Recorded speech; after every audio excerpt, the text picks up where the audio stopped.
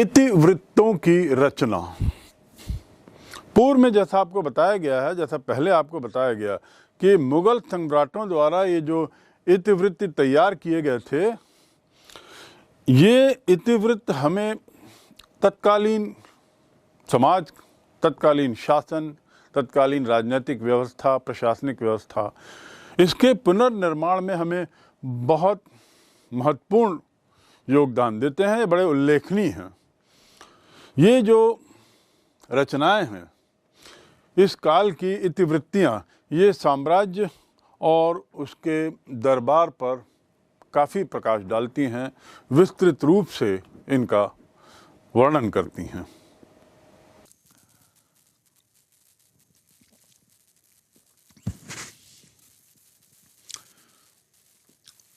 इतिवृत्तों के उद्देश्य की यदि हम बात करें तो मुख्य रूप से जो इतिहासकार हैं, उन लोगों ने इतिवृत्तों को लिखने के कुछ खास कारण बताए हैं कि आखिर क्यों लिखे जाते थे।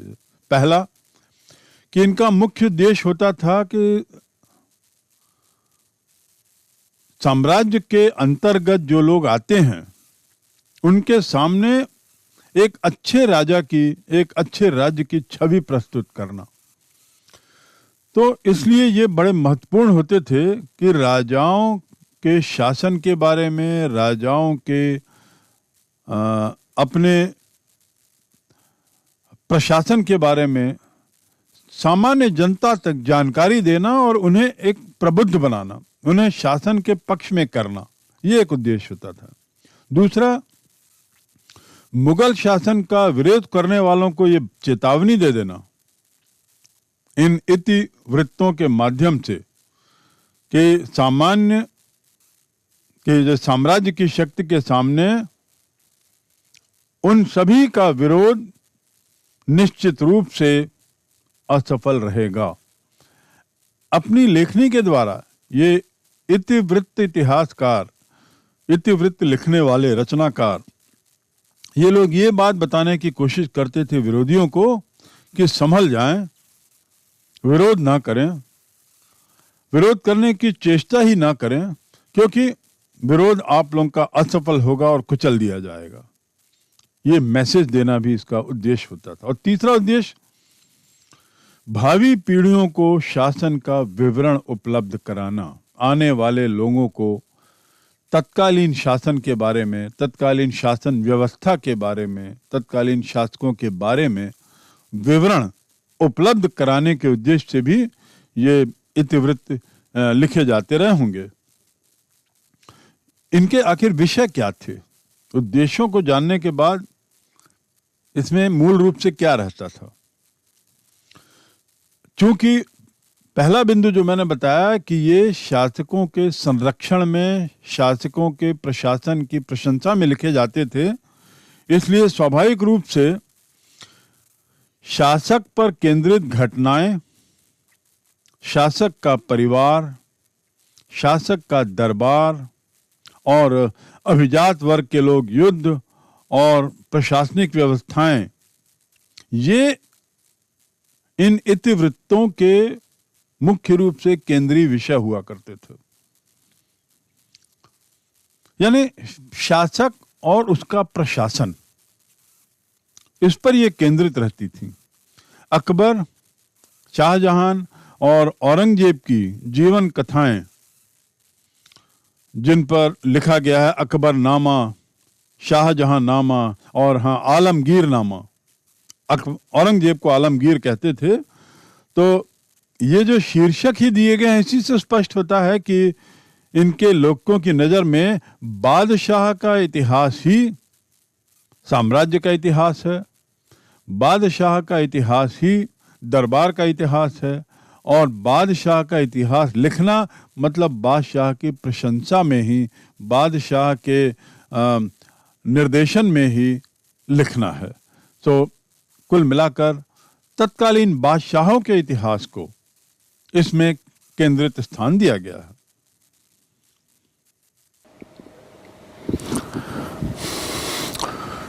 तुर्की से फारसी की ओर, अर्थात तुर्की भाषा से कैसे मुगल फारसी भाषा की ओर बढ़े, फारसी में उन्होंने रचनाएं ज़्यादा की बजाय तुर्की के।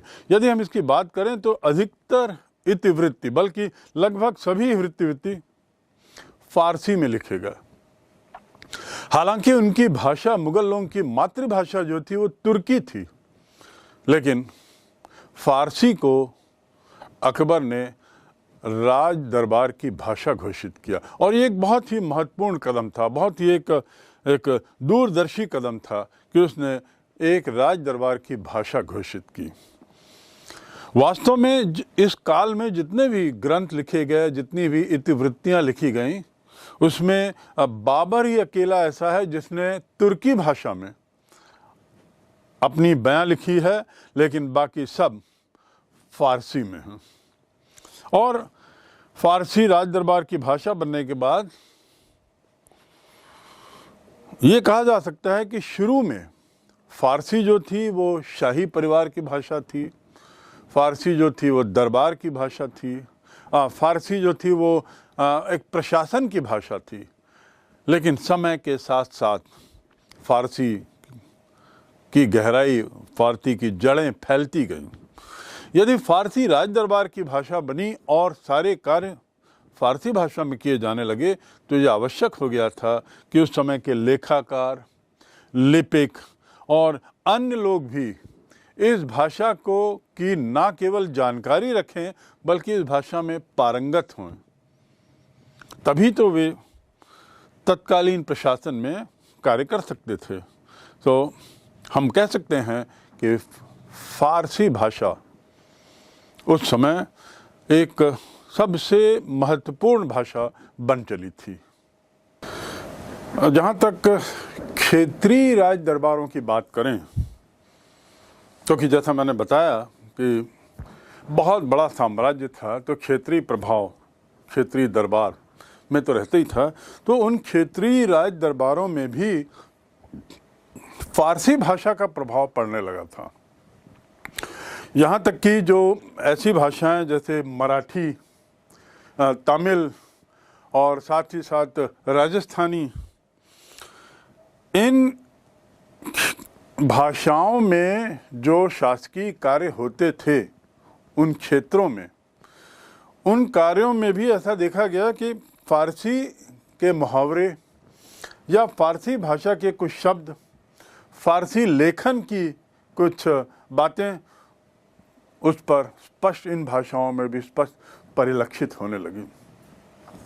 फारसी शब्दावली भी धीरे धीरे इन राजस्थानी, मराठी और तमिल भाषा में अपना स्थान पाने लगी। और एक इस बात का भी ये परिचायक है कि कैसे ये सब एक व्यापक सहयोग का उदाहरण बन सकते हैं। किस तरीके से फारसी ने सहयोग की भावना, एक दूसरे को बेहतर समझने की भावना को भी प्रेरित किया।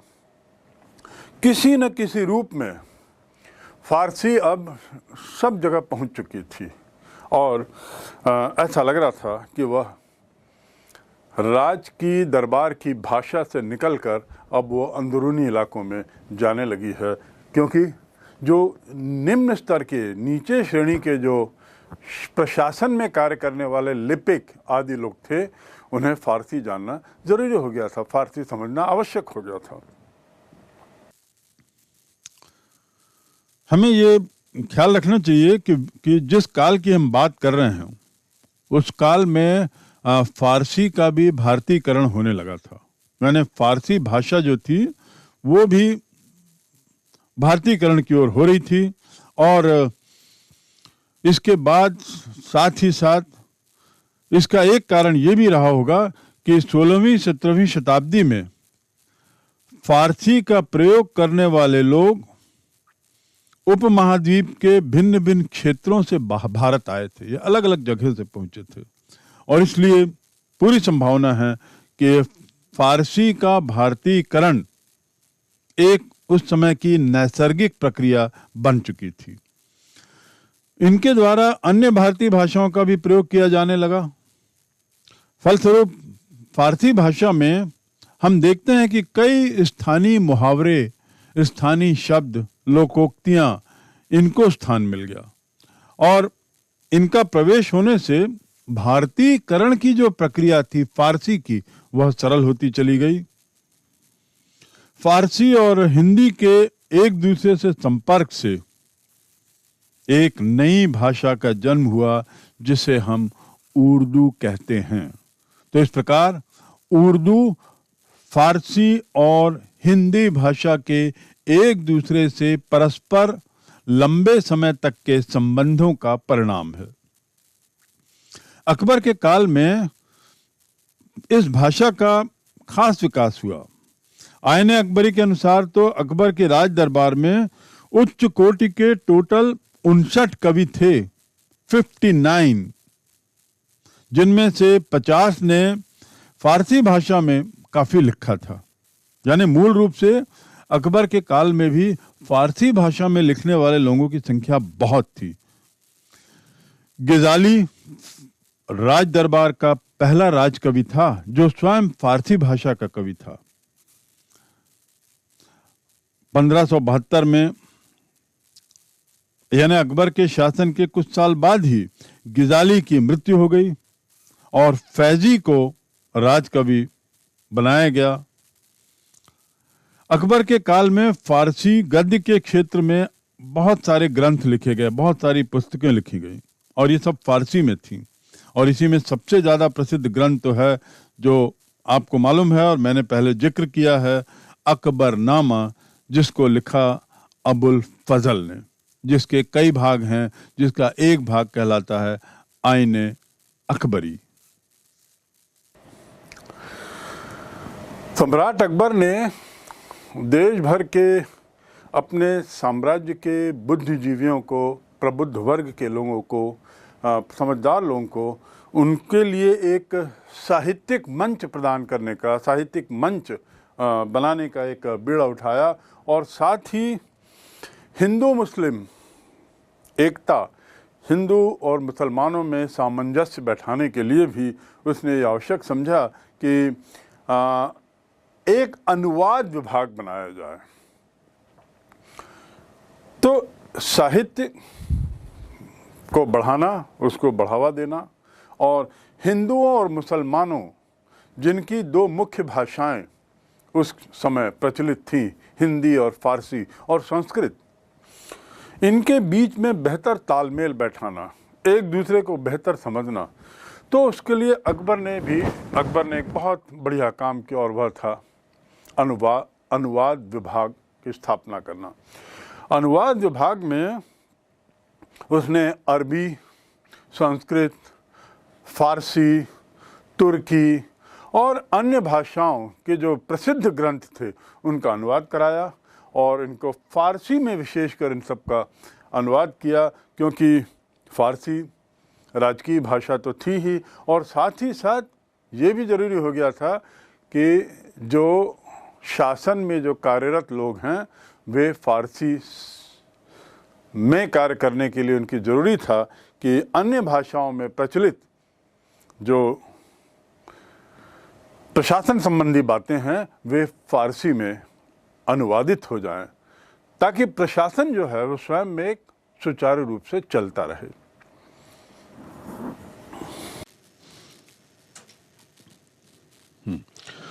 इसी विभाग के संरक्षण में मुकम्मल खान ने ज्योतिष का बहुत प्रसिद्ध ग्रंथ तजक और पाइंदा खान और अब्दुल रहीम खान खाना ने तुजुक ए बाबरी का फारसी में अनुवाद किया। नकीब खान, शेख सुल्तान, अब्दुल कादिर बदायूनी, इन लोगों ने रामायण और महाभारत का फारसी में अनुवाद किया। महाभारत के फारसी अनुवाद का नाम इन्होंने रज़्मनामा रखा, यानी युद्धों की पुस्तक। कई अनेक अन्य जो संस्कृत ग्रंथों का भी फारसी में अनुवाद हुआ। स्वयं अबुल फजल ने तो पंचतंत्र का अनवर ए साहिली के नाम से फारसी में अनुवाद किया। अकबरनामा जैसे मुगल ऐतिहासिक इतिवृत्त भी फारसी में अनुवादित थे, फारसी में लिखे गए थे। अकबर के शासनकाल में फारसी प्रकाश नामक प्रथम फारसी संस्कृत शब्दकोश का संकलन हुआ, शब्दकोश का निर्माण हुआ। अकबर महान के जो बाद आए, जो उसके उत्तराधिकारी हुए, इनके काल में भी फारसी में काफ़ी ग्रंथ लिखे गए, काफ़ी पुस्तकें लिखी गईं। मुगल सम्राट जहांगीर, वो तो माना जाता है कि स्वयं फारसी का एक महान विद्वान था, और ये बात साबित भी होती है क्योंकि जहांगीर ने खुद तुज़ुके जहांगीरी नाम से आत्मकथा लिखनी प्रारंभ की, जिसे मोहम्मद हादी ने पूरा किया। शाहजहां का जो छोटा पुत्र था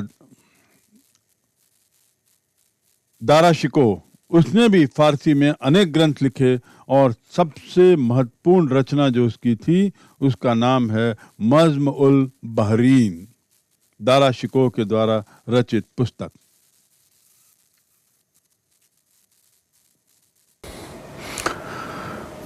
पांडुलिपियों की रचना, पांडुलिपि यानी हस्तलिखित पुस्तक, हस्तलिखित पन्ने, उन्हें पांडुलिपि कहते हैं।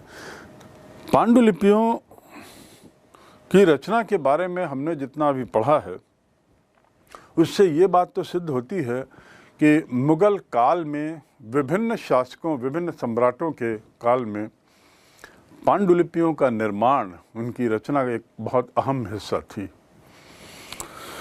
शायद इसी मकसद से एक शाही किताब खाने की स्थापना की गई थी, शाही किताब खाना, जहाँ पर सभी तरह की पांडुलिपियाँ, सभी भाषाओं की भरसक जितनी हो सके वो पांडुलिपियों का वहाँ संकलन था, वहाँ संग्रह था।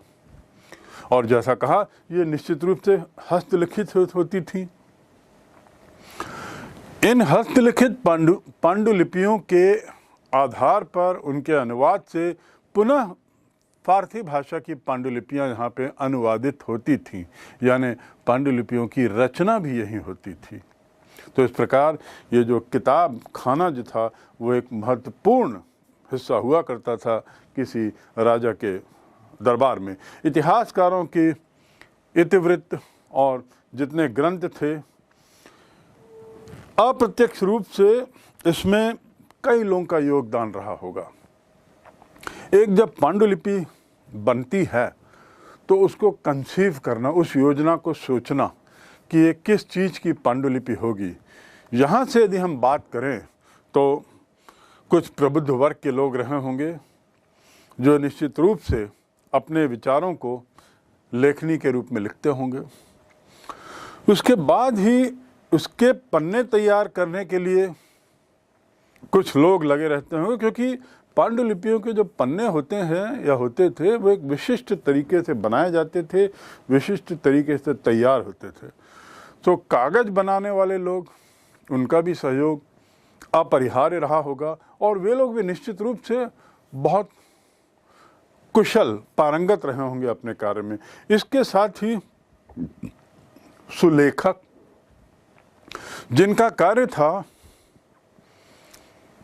अच्छी लेखनी में, सुगठित लेखनी में विचारों को लिखना, दिए गए विचारों को लिखना। तो इस प्रकार सुलेखकों का भी बहुत अहम योगदान इस कार्य में हुआ करता था, और पांडुलिपियों में इनकी कलम एक बहुत आवश्यक अंग थी। इनका काम अपने स्वयं विचार तो लिखना नहीं था, सो यह बात आवश्यक थी कि उन्हें नकल उतारनी होती थी। राजाओं द्वारा या विभिन्न दस्तावेजों में दिए गए आदेश या अन्य जो फरमान वगैरह हुआ करते थे, इनकी नकल उतारना यह भी स्वयं में एक बहुत महत्वपूर्ण कला है। तो इस प्रकार इन सुलेखकों का, इन लेखों का पाठों को ठीक तरीके से लिखना, यह भी एक बहुत अहम कार्य हुआ करता था। अब आते हैं हम चित्रकारों पर। चित्रकार संभवतः पांडुलिपि लेखन के सबसे महत्वपूर्ण अंग रहे होंगे, क्योंकि इसको तैयार करने में चित्रकारों को बड़ी मशक्क़त करनी पड़ती थी।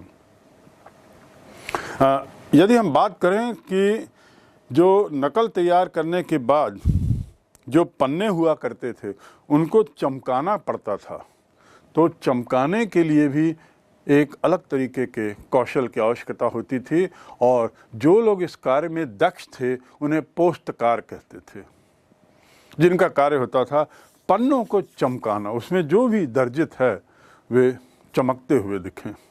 तो ये पोस्तकारों का भी एक बहुत अहम योगदान हुआ करता था। साथ ही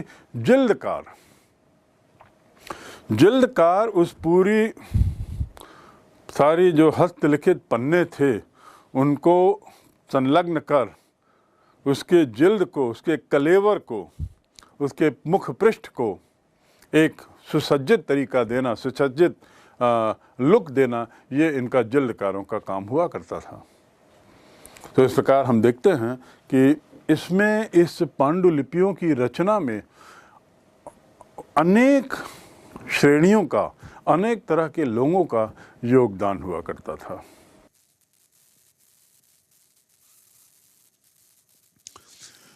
पांडुलिपियां तैयार करने वालों को अलग अलग पदवियां दी जाती थी, जैसे शीरी कलम या जर्री कलम, इस नाम से उनको सम्मानित किया जाता था। उन्हें साथ ही पुरस्कार भी देते थे। समाज में भी उन्हें बहुत ऊंची प्रतिष्ठा मिली होती थी, क्योंकि आखिर वे लोग पांडुलिपियां लिख रहे हैं।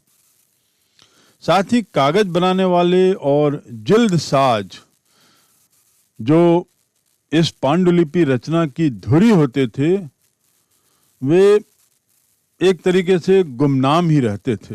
निश्चित रूप से गुमनाम ही थे, क्योंकि इनके बारे में कोई विशेष चर्चा नहीं है। लिखने के लिए 5 से 10 मिलीमीटर की सरकंडे की नोक वाली कलम का उपयोग किया जाता था। इसे स्याही में डुबोकर लिखा जाता था, और कश्मीर के मोहम्मद हुसैन, जिनकी 1605 में मृत्यु हुई, बहुत कम उम्र में, उनको उनके बहुत सुंदर लेखन के लिए जरीन कलम यानी सोने की कलम की उपाधि दी गई थी। तत्कालीन समाज में या तत्कालीन पांडुलिपि लेखन में 8 तरह की लेखन शैलियां चलती थी। 8 तरह की लेखन शैली का अर्थ वही है जैसे कि आज के कंप्यूटर में हम बात करते हैं तो फॉन्ट, अलग अलग स्टाइल, तो 8 तरह की स्टाइलें चलती थी, जिसमें अकबर को नस्तलीक शैली सबसे ज्यादा पसंद थी। तो उस शैली का क्या नाम था? नस्तलीक शैली।